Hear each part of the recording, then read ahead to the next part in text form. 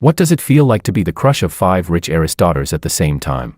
I've done it before, although I was only a stand-in for their crush, but that didn't stop them from projecting their feelings onto me, then sending me money in huge amounts, asking me to have a relationship with them, and I also did my job diligently and cautiously. Terrified they might discover each other's existence, I even prepared a separate phone for contacting each of them, until one day, their real crush was about to return to the country. I smiled. No. I tearfully accepted their enormous breakup payments, and prepared to perform the final farewell scene perfectly. But who would have thought that when it was the last heiress's turn? All 5 of my phones suddenly fell out of my pocket at the same time. When she saw the messages popping up on the screens calling me baby and dear, her face instantly darkened. I was speechless. Doing this job really means you need to buy better quality pants. Chapter 1. Today was the last day of my life as a kept boy. After happily blocking the 4th rich woman, I arrived early in the morning at the house of the 5th rich woman. First, I diligently made a loving breakfast for my rich patron. With a focused expression, I moved the food from the takeout boxes onto plates. Then, with equal seriousness, I destroyed the evidence of the packaging boxes. Mission accomplished. Darling, time to wake up. I came to see you today. Did you miss me?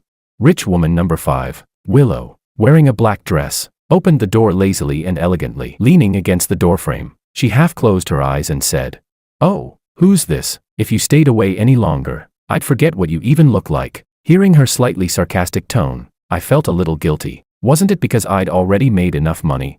Busy wrapping things up and visiting them one by one, it had been half a month since I'd last seen her. Chapter 2. But would I actually say that? Darling, do you know I almost got my leg broken just trying to come see you? I rolled up my pant leg and showed her the scrape I got yesterday when I fell off my bike. You clearly know that. Yet you're still questioning me like this. Her gaze suddenly darkened as she quickly walked over to me. Trying to restrain herself, she pulled me into her arms, her hand unconsciously brushing over the wound. "I'm sorry, it's my fault." In her soft and fragrant embrace, I nodded vigorously, thinking to myself, yes, exactly, this is totally your fault. 5 minutes later, while Willow was treating my wound, I stared at the transfer on my phone and counted it over and over again. Hiss-ha, 10, 100, 1,000, 10,000, 100,000, million, 5,200,000. I've made enough. This time I've really made enough. After sitting for a while and getting tired, I changed my posture and started admiring my account balance instead. I didn't notice the phone sticking halfway out of my pocket, or the message popping up on it. At first, Willow only glanced at it casually and didn't care, until the corner of her eye caught a few words on the screen. "Baby, please add me back." Her eyes snapped toward it instantly, staring fixedly at the word baby. The light in her eyes grew darker and darker. She knew that my parents always called me Gio. Without making a sound, she took out her phone, unlocked it, and opened WeChat. When she saw the lines of heartfelt messages in the friend request column, her breathing suddenly became heavier. The newest one was from yesterday. "I love you, but I'm so tired. Let's end this." Chapter 3. George. A piercing scream jolted me awake. I looked up in panic and met Willow's eyes, burning with anger, and in her hand was a blue phone. Wasn't that number 4's? How did she know my password? I shot to my feet and reached to snatch the phone back. "Darling, listen to my explanation." It was obvious Willow was already furious, but she still tried to steady her breathing. "Go ahead." She shifted slightly to the side, not letting me take the phone back. I forced down my panic. I couldn't lose control now. When I raised my head again, my eyes were filled with nothing but sincerity, plus my ultimate cheating weapon, tears. "You know my parents don't approve of me being with you. They arranged this blind date for me to keep them from finding out. I pretended to chat with this person online. All of that is fake. I've never even met her." As I spoke, I paced slowly, inching closer to Willow while secretly reaching for the phone. I couldn't tell whether Willow believed me or not. Honestly, even I knew the story sounded ridiculous. Only when I got closer and saw she didn't resist did I finally breathe a sigh of relief. "Darling, you have to believe me. The only person I love is you. Everything with her is just an act, just for our future together." Although I never understood why this rich woman was always asking me for a title and a future. Maybe she thought a kept boy like me should devote himself completely to the job. Seeing that in the next second I was about to pull her into my arms and switch to the gentle persuasion strategy. Bang! A crisp sound suddenly rang out, stopping me in my tracks. I stiffly lowered my head in shock. When I saw the yellow phone that had fallen onto the floor, my pupils practically exploded. Before I could react, the phones in my pocket began dropping out one after another. 2, 3, bang. Another sound. This time the phone in my hand slipped out as well because I couldn't hold it anymore. Willow stared at the phones on the ground, How many phones do you actually have? Chapter 4. Half an hour later, Willow sat across from me, her face so dark it looked like ink might drip from it, and on the table in front of her lay 5 phones, each a different color. I hunched my shoulders and didn't dare speak. In fact, I was already wondering whether my buddy would remember to call the police if I didn't show up later. Willow had finished reading all the chat histories on the 4 phones. The earliest one started 3 years ago. That was the first. After that, there was a new one every half year, until me, the last one from a year ago. And the funny thing is, I actually know all of them. George, you're really something. She suddenly let out a cold laugh. Why didn't you find another one for the second half of this year?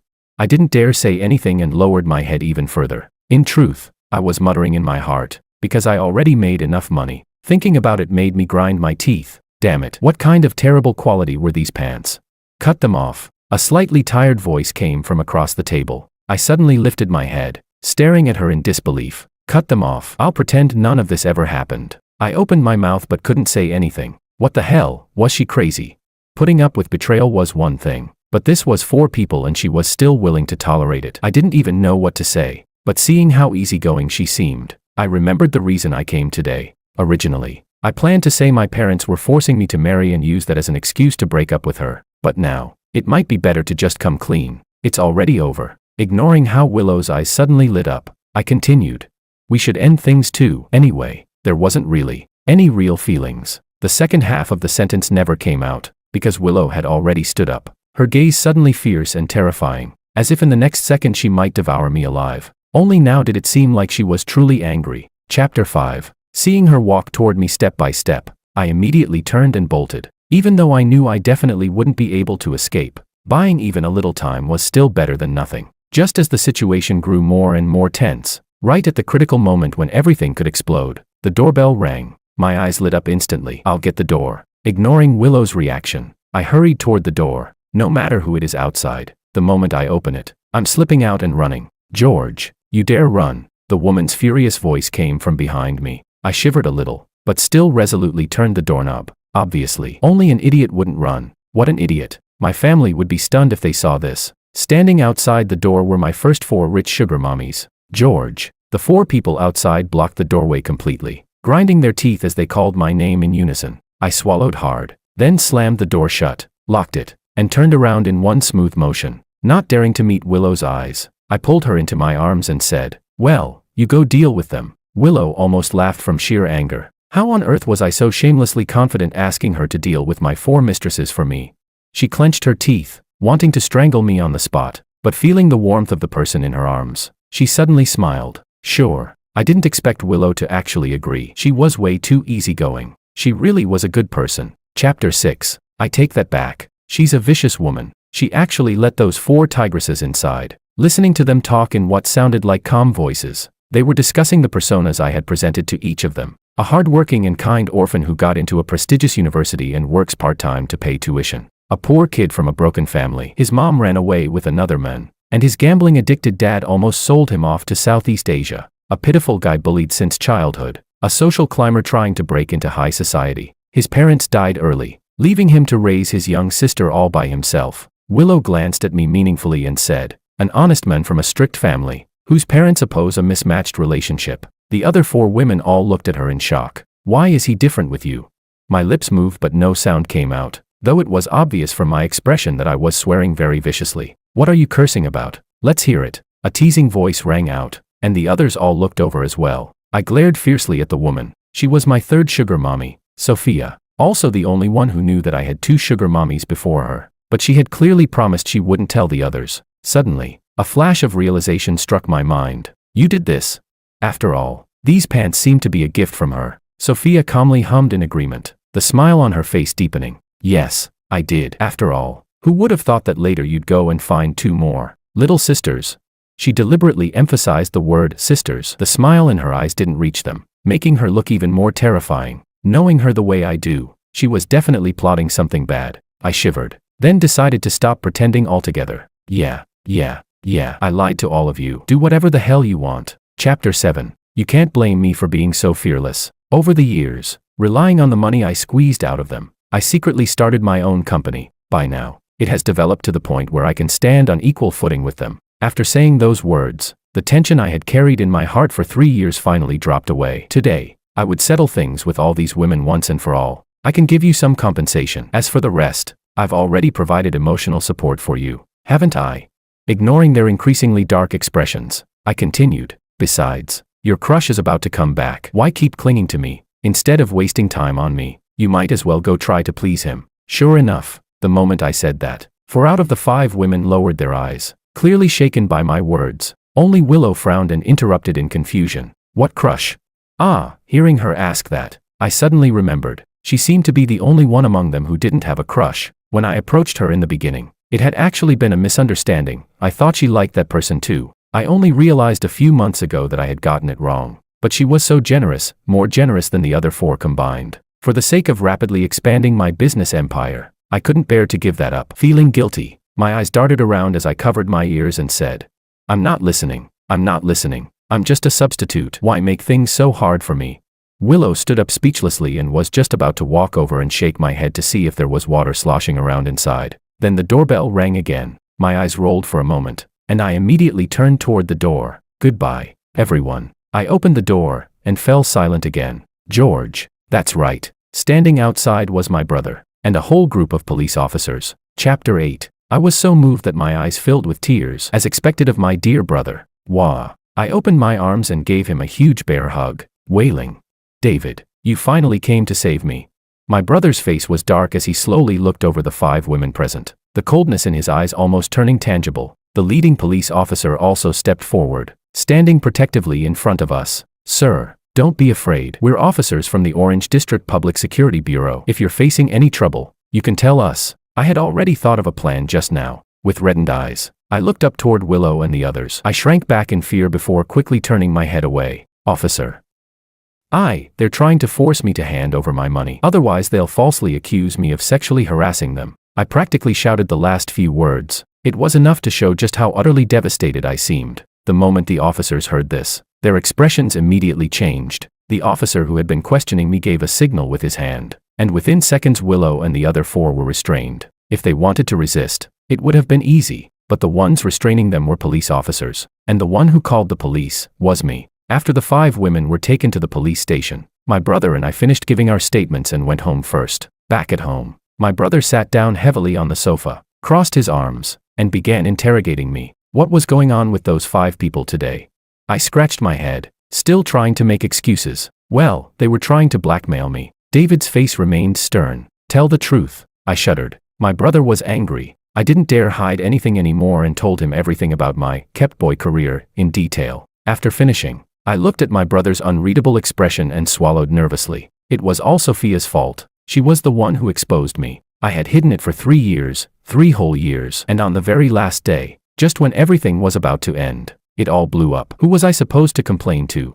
George. Chapter 9. I jolted upright. Go ahead. I was done for. A massive wave of panic drowned me. After all, the thing I feared most was David getting angry. But the next second, David looked at me seriously. Are you hurt? Did they make you feel wronged? I froze for a moment, then realized what he meant. My heart immediately warmed. No, don't worry. I was very careful. I didn't even let them kiss me. I just didn't mention Willow. But that was an accident. Doesn't count. Doesn't count. Besides, I took so much money from them. How could I possibly feel wronged? I'm happy if anything. As I kept talking, I began getting smug again. I opened my phone and showed David my bank balance, my glorious achievements. Although my secret had been exposed rather suddenly, I was actually a little relieved. At least I didn't have to hide it from him anymore. One by one, I bragged to my brother about the empire I had built, explaining how I turned money into more money and eventually became one of the new rising elites of City A. Just as I was speaking nonstop, David suddenly said, "You did it for me." My mouth froze halfway open. Inside, I was collapsing in madness. What the hell was happening today? Why were my secrets being exposed one after another? If I had committed a crime, then please punish me by burying me under piles of cash, instead of exposing me 3 times in one single day. Seeing that I didn't respond for a long time, the usually strong-willed man suddenly had red eyes. He grabbed my shoulders, and the choked sobs in his voice made my heart ache. Only then did I finally find my voice. It's okay. I did it for myself too. By the time I finished comforting David, an entire hour had passed. After crying his heart out, David belatedly felt embarrassed and ran to his room to hide. I laughed so hard I nearly fell to the floor. After laughing, I finally had time to sort out my thoughts. I hadn't expected David to be so perceptive. Even though I had deliberately blurred the name of the company, he still guessed it immediately. I sighed. Actually, he wasn't wrong. At the very beginning, I really had done it for David. Chapter 10. Actually, the identities I fabricated for Sophia and the others weren't entirely false. They weren't that different from the truth. I was born deep in the mountains. My mom ran away, and my dad was a gambler. My childhood was indeed miserable, but I was smart. After realizing that I couldn't survive properly in that family, I seized an opportunity. I hid inside the cargo compartment of a truck belonging to a man from the village and eventually made my way to City A. At that time, I was only 7 years old. Looking back now, I admire the courage I had back then. If things had gone wrong and I had been trafficked away,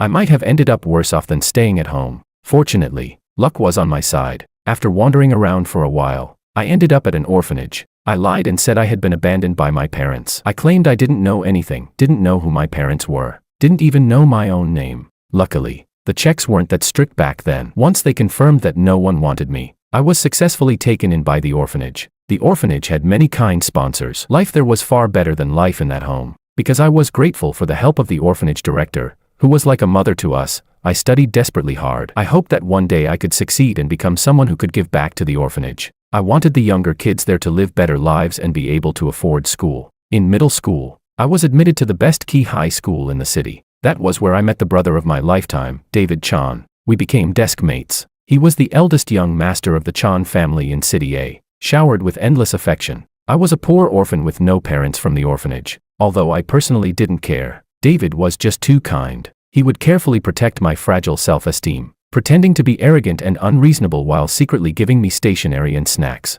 If I refused, he would say with a stern face, "If you don't want it, I'll just throw it away." How could I let him waste it like that? So the two of us started this awkward but sincere friendship, until that one time when several classmates bullied me and cornered me in the equipment room to beat me up. I had worked since childhood, so I was quite strong, but even then, I couldn't fight several people at once. Just when I was completely desperate and had nowhere to escape, David appeared. I'm not exaggerating. At that moment, when he kicked open the door of the equipment room, he truly looked like a god descending from the heavens. From that day on, my gray world finally had light. Chapter 11. That day, the two of us fled in a miserable panic. Only after we ran to the teachers for help was the situation finally resolved. The moment we saw the teacher, we looked at each other and smiled, then collapsed onto the ground together. I had never seen the young master look so disheveled before, but in my eyes, he had never looked cooler. After that, things between us were no longer awkward. To be precise, the young master was still stubborn with a soft heart, but I had already seen through his kindness. So I shamelessly inched closer to him step by step. We became brothers who could talk about anything. He supported me financially, and the two of us studied together all the way, getting into the best high school and later the best university. After graduating, I got a fairly decent job. I couldn't say I was wealthy, but I at least had enough to spare to help the younger kids at the orphanage. As I grew older, I clearly realized that without power or connections, climbing upward was extremely difficult. David wanted to help me, but I refused. I didn't want to step into the so-called upper class, a world completely unfamiliar to me. I liked this ordinary yet fulfilling life. I had the orphanage director who was like a mother to me, my best friend, and the younger brothers and sisters who weren't related by blood but were still family. Just when I thought life would continue peacefully like this, something happened to David's family. David's parents were sabotaged by their business rivals and were gravely injured, falling into a coma. The Chan family company was on the brink of collapse, teetering dangerously close to bankruptcy. As their only son, David had no choice but to shoulder the responsibility. At that time, he had only been working at the lowest level of the Chan family company for a year. During that period, David was extremely busy, watching him grow more and more exhausted every day, running everywhere for help, putting aside all his pride and dignity, yet still unable to secure a single investment. It hurt me to watch, but there was nothing I could do. Even if I gave him all my savings, it would only be a drop in the bucket. Later on, it seemed like David was about to reach his limit. His parents didn't make it. They passed away. During that time, I clearly noticed something was wrong with David. He began consolidating his assets, preparing bankruptcy procedures, and even arranging a way out for me. I knew what that meant. He didn't want to live anymore. One day, I caught him just as he was about to jump into the river to kill himself. I shoved him aside and jumped into the river myself, threatening him that if he still wanted to die, then I would drown myself first. He couldn't swim, so he ran back and forth anxiously along the riverbank. In the end, he cried and promised me that he would never try to take his own life again. I shivered in the freezing river for half an hour. After climbing out, I successfully ended up with a high fever and was hospitalized.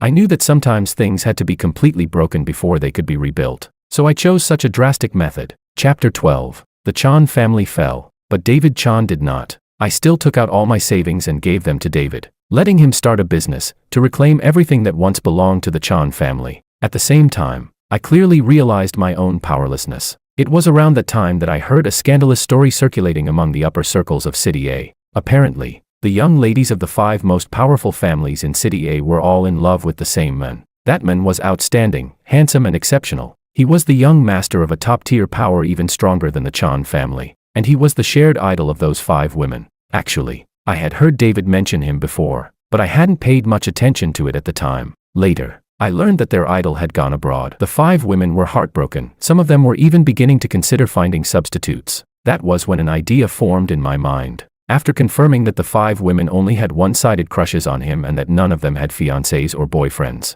I took action. With a face that bore about 30% resemblance and some deliberate styling, I successfully became the stand-in for the first rich woman, Maria. From the very beginning, I had already made a plan. No stand-in relationship with any rich woman could last more than 6 months. Quitting while ahead was always my rule, and I really did it well. Every 6 months I secured a new wealthy patron, and with a carefully balanced attitude of closeness and distance, I successfully kept my secret hidden. Aside from letting them hold my hand once in a while, I never allowed them to take advantage of me in any other way. If these women were willing to find substitutes in the first place, it already meant their love for that man wasn't entirely sincere. So there would always be moments when they were tempted by appearances, but whenever that happened, I would deliberately ask with a smug expression, "Have you fallen in love with me? Do you still love someone else?"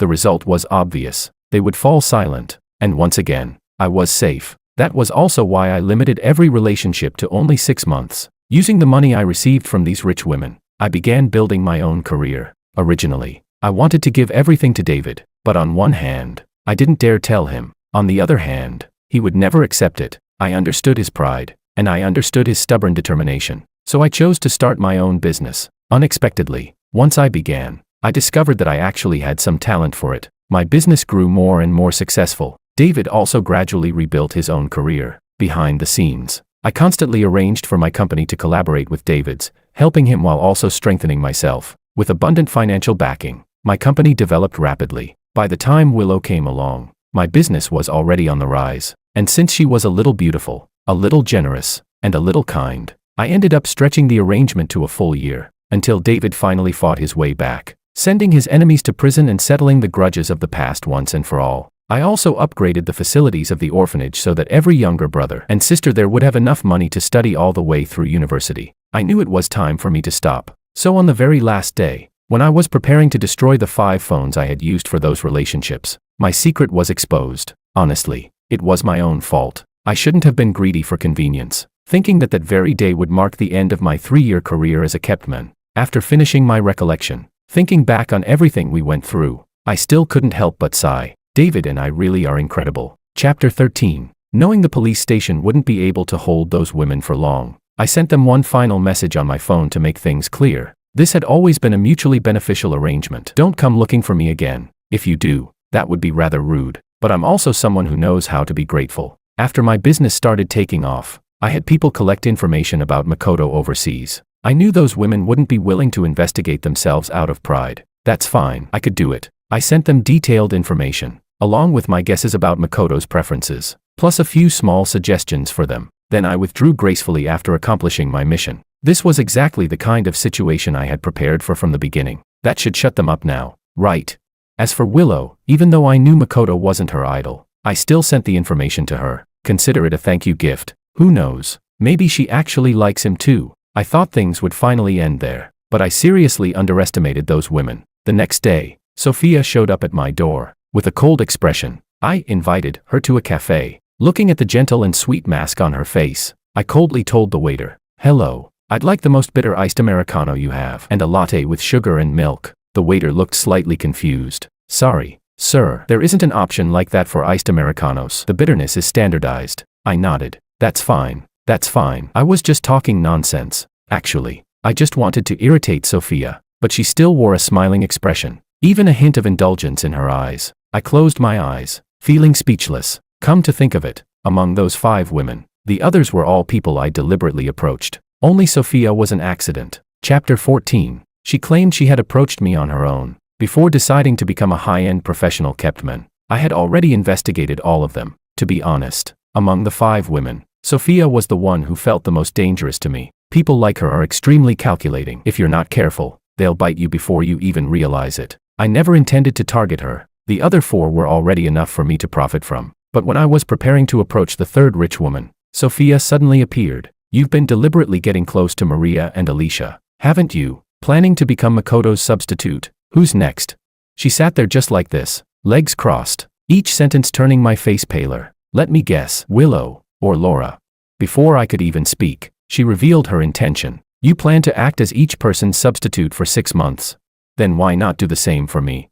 I didn't want to agree, but she threatened me. She said that if I refused, she would expose everything. She would tell Maria and Alicia, and also the next 2 women I was planning to approach. That would completely cut off my source of income. At the time, I hadn't even established myself yet. If the first 2 found out, things would definitely end badly for me. So in the end, I swallowed my pride and agreed, and it turned out my original judgment was absolutely correct. Sophia was terrible as a patron. She demanded a lot, paid very little, and constantly mocked me. Not only did she force me to remodel myself to match Makoto completely, every word and every action had to follow a standard. She also made me run errands all the time, expecting me to be available whenever she called during the day. Thinking about it now, I was really working too hard back then. Even under those conditions, I still managed to grow my business. I felt sorry for myself just remembering it. At that thought, I couldn't help rolling my eyes at the woman sitting across from me. So tell me, what exactly do you want? Sophia didn't answer. She simply stared at me with a strange expression. The way she looked at me made my skin crawl. Just when my patience was about to run out, she finally spoke. I'll leave if you don't want to talk. Be with me. After she said that, my brain took a few seconds to process it. Then, once it registered, my pupils trembled. I shrank back in horror. Why you? What kind of nonsense are you talking about? Sophia's eyes darkened as she asked. Why not? If you want money, I can give it to you as long as you come back to my side. I was speechless. Sorry, but I don't lack money anymore. Sophia seemed surprised by my answer, but when she thought about the business I had secretly built, she understood. Why? You'll have to marry someone eventually. Why can't it be me? I rolled my eyes again. Please, who said I have to get married? And even if I did, there's no way it would be with you. Sophia still looked confused. Why? I took a deep breath, planning to explain things clearly. First, I never liked you in the first place. Second, you already have someone in your heart. Sophia relaxed slightly. Don't worry, I don't like Makoto anymore. You want me to feel relieved? My heart jumped straight to my throat. Don't tell me, you're about to say you like me. Chapter 15. Under my horrified gaze, Sophia slowly nodded. My expression immediately looked like I had just swallowed a fly. Sophia's fists clenched tightly. Give up already. There's no way I'm ever going to like you. I forced those words out with my face flushed red. Seeing her ugly expression after I said it felt incredibly satisfying. Sophia tried to ask something else, but I interrupted her. Let's not even talk about the fact that I don't like you as a person. Just one point is enough. Sophia's face darkened, but she was still curious about what I was going to say next. I didn't keep her waiting. You already had someone in your heart, yet you still went looking for a substitute. That disgusts me. I don't like people who are unfaithful about their feelings. After hearing that, Sophia finally understood. She left, and I finally let out a sigh of relief. When she first said she liked me, I was genuinely frightened, but afterward, I started to think it through. Someone like Sophia always puts interest first. Feelings are nothing more than seasoning. She liked Makoto because the Ito family is powerful, and Makoto Ito himself is outstanding. If the two families formed an alliance through marriage, she would gain a lot from it. Besides, who wouldn't like someone exceptional? Among the 4 women, Sophia had always been the least emotionally attached to Makoto. As for how she felt about me, maybe there was just a tiny bit of affection, though I still don't understand how she ended up liking me. But now that my business stands on equal footing with hers, it isn't completely unreasonable for her to turn back and pursue me. Still, what does it matter if she's willing? I have to be willing too. Although I had dealt with one of them, I had a feeling things weren't over yet. The others would definitely come looking for me. Sure enough, over the next few days, Maria, Alicia, and Laura all came to find me. Chapter 16. They were the typical type. When you're by their side, they find you annoying and tiresome. But once you're gone, they start missing you. On top of that, their real obsession had always been Makoto. Now that Makoto had returned to the country, when they spent time with him again, they realized the illusion they once had was gone. Only then did they realize the value of a devoted simp like me. That was why they came back hoping to rekindle things. I told them directly that everything before had been an act. All of it had been a performance I put on just to make money. They were left speechless. And just like that, those 3 were dealt with as well. Of course, during the process, Laura, the most stubborn of the group, even tried to force me into a relationship. I slapped her across the face and snapped her back to reality. If it had been before, I might not have had any way to resist, but who am I now? I'm someone who can stand toe-to-toe with them. She was also the one who had sent me messages on my phone that day, trying to win me back. After that, my life finally returned to peace, but deep down, I felt a faint sense of unease. Everyone else had already come to see me. Only Willow remained strangely quiet. Not only had she not come to find me, she hadn't even sent a single message. I knew the 5 of them must have talked to each other. Willow definitely knew she had been dragged into all of this unfairly. She was probably so angry that she didn't even want to bother with me anymore. I turned over and looked at the moon outside the window. Thinking about it, the only person I truly wronged was Willow. After all, during the time we were together, I had only been the more proactive one during the first month. After that, Willow treated me just like a real girlfriend would treat her boyfriend. George, eat some late-night snacks before going to sleep. David's voice came from outside the door. I sprang up like a carp flipping out of water and happily accepted the food my brother brought me. All my worries were instantly thrown to the back of my mind. The next morning, the doorbell rang early. It was the weekend, and I had finally been able to sleep in. My morning irritability kicked in. I messed up my hair and reluctantly went to open the door. David had already gone out early today to discuss a business deal, so it probably wasn't him. When I opened the door, a familiar beautiful face appeared before my eyes. I froze. How is it you? Chapter 17. Willow looked as if she had dressed up carefully. Her hair was specially styled. Her makeup was exquisite, and she wore a custom haute couture dress. She looked stunning. I stared for a second in admiration, then immediately swallowed my drool and looked away. Willow was holding something in her hand. Raising an eyebrow, she asked, "Aren't you going to invite me in?"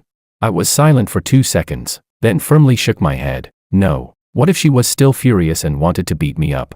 At least outside there were security cameras. The security guards could see what was happening to me. Willow's eye twitched in irritation. In anger, she threw the thing in her hand onto the ground. All the calm persuasion she had prepared disappeared instantly. She grabbed me tightly and fiercely pressed her lips against mine. My eyes widened. What? How did this suddenly turn into a kiss? I opened my mouth, about to scold her, but she seized the chance and slipped in. When I felt her tongue enter my mouth, I was horrified. What the hell? This is disgusting. I shoved her away and spat repeatedly. What are you doing? That's disgusting. Willow's gaze darkened even more. She was breathing heavily with anger. George, you think I'm disgusting? She seemed unable to believe it. Her trembling finger pointed at me while her mouth kept firing off words. You heartless scumbag who played with people's feelings. You're the one who tricked my heart, and then you just walked away. All these days I didn't come looking for you, and you never even thought about looking for me. You lied to me for so long, and even wronged me by saying I liked someone else. Am I not allowed to feel upset? You didn't even try to comfort me. By the time she reached this point, her eyes had already turned red. A mist of tears blurred the eyes that were full of affection. I panicked instantly. I tried to step forward awkwardly, but she dodged me. I wanted to speak, but she refused to listen. Tears kept falling as she cried pitifully, telling me how miserable she was and how hateful I was. Only when she accused me, you tricked my heart and even took advantage of me, did I finally shout in protest. When did I ever take advantage of you?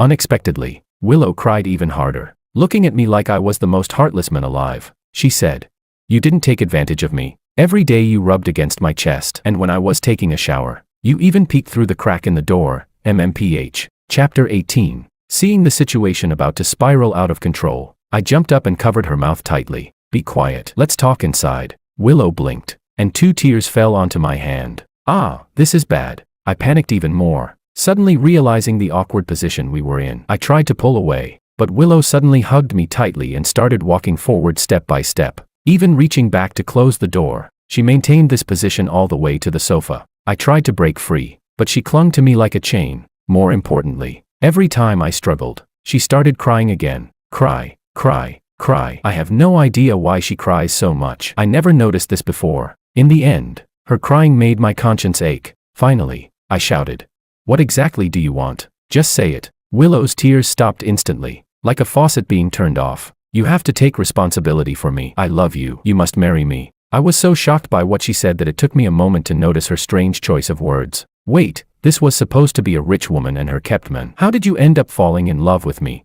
Willow's eyes were already red. Hearing that made her start crying again. Who said we were a rich woman and a kept man? You clearly said you were my boyfriend. You liar. You heartless man. What kind of karma did I accumulate to fall in love with someone like you? I was speechless. While Willow cried miserably beside me, I carefully recalled how I had first approached her. Now that I thought about it, I really hadn't said anything about being a patron and a kept man, but, I thought everyone just understood it by default. After all, that's how it was with Maria and the others. Could it be that from the very beginning, she thought we were actually in a real relationship? I glanced at the woman crying so hard she could barely breathe. Yep, that must be it. No wonder she kept asking me for a proper title and commitment. So in the end, I really was the heartless man. Once I figured that out, I felt even more guilty. Seeing Willow, a domineering female CEO, reduced to this by my bullying, I reached out and touched my conscience. Good. It was still there. Chapter 19. All right, I was wrong. Okay, I'll compensate you. What I meant was returning the money to her, but Willow clearly misunderstood. Her tears stopped instantly. Then when will you take me to meet my future brother-in-law? Out of respect for me, Willow had never investigated my family before. It was only after everything happened that she finally looked into it. After learning about my past, all her anger and resentment disappeared. Instead, she just felt that I was unbelievably kind, loyal, and capable. Not only did she stop hating me, she liked me even more. She even felt sorry that I had to deal with those awful women just for some money. Listening to Willow explain her emotional journey, I fell silent, a hopeless romantic, and somehow I ended up meeting one. I looked at her with mild disdain. Stop crying already. If you keep crying like this, all your good fortune will run out. Willow looked pitiful. My heart softened again. Sorry, I was wrong. When Willow immediately leaned in and kissed me again, my eyes went blank. Wait. I'm a grown man, and I'm actually being completely handled by a love-struck woman. I reflected on myself. I criticized myself. Meanwhile, deep inside, I felt ridiculously pleased. Clearing my throat, I returned to her earlier question. You want to meet David? The brother-in-law she mentioned could only be David. Willow planted another loud kiss on me before finally pulling back slightly, looking satisfied. I'll meet your brother. If your brother agrees, then we'll get married. I was stunned. How did we suddenly jump to marriage? Seeing that I didn't answer immediately, Willow became anxious. You don't agree. You've already seen everything, and you still won't take responsibility. She suddenly began wailing loudly. My head started aching. Just as I was about to tell her to be quiet, a shocked male voice suddenly came from the doorway. George? I turned around and saw David standing at the door, looking like his entire worldview had collapsed. Then I looked back at the position Willow and I were in. She was sitting on my lap, making the scene look extremely suspicious. Chapter 20. After that day, Willow spent an entire year working hard before finally obtaining David's approval. She transferred all the assets under her name to mine and even drafted a prenuptial agreement stating that if she ever cheated, she would leave the marriage with nothing. David was so pleased that he approved Willow's request to marry me. The two of them then unilaterally decided that the wedding would be held 1 month later. No one even asked for my opinion, the actual person getting married. I didn't dare get angry at David, so I grabbed Willow by the back of her neck instead. Who said I'm marrying you? Willow hissed in pain but still answered confidently. On the bed, MMPH. I quickly covered her mouth and awkwardly dragged her to a more private spot. This woman really has no filter. Is that something you can say out loud in public? Looking at Willow's indignant eyes, I sighed helplessly. Honestly, it was partly my fault for losing self-control. This woman is just too good at seducing people. I slipped up once, and now I'm completely trapped. Willow muttered stubbornly. Anyway, your brother already agreed. You have to take responsibility for me. I pushed her clingy face away and said impatiently. Yeah, I know. You're so annoying. Through the glass window, I could see David inside, seriously planning the details of my wedding. Looking at the two of them, I suddenly realized something. My smile had never once left my face.